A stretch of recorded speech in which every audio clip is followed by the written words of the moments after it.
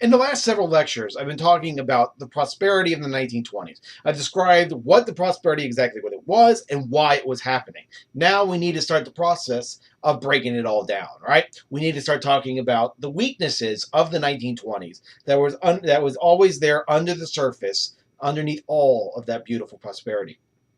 For example, there's going to be a depression in the agricultural system of the United States. Agriculture, generally speaking, did not share in the prosperity in the 1920s. It did not also get any help from the government, generally speaking. The share of government policies that was meant to help out agriculture drops from 23% to 13%. So a major portion of the American economy was not sharing in the boom. Calvin Coolidge vetoed anything that was concerning farms and farmers and was reported to have said that farmers never made enough money, and I don't think there is anything we can do about it.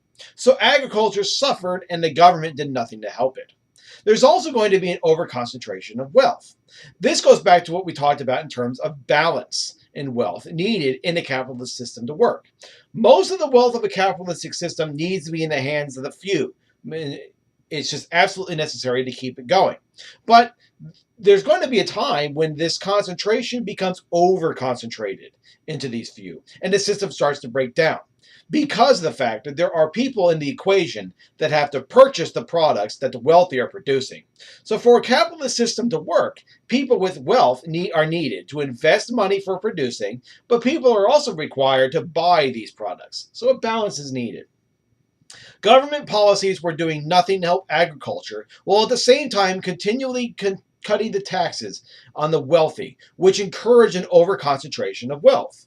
Trade associations were eliminating competition, which pushed prices even higher, and thus not helping out those who have a lot of money. So the weaknesses were there in the economy underneath all of that prosperity.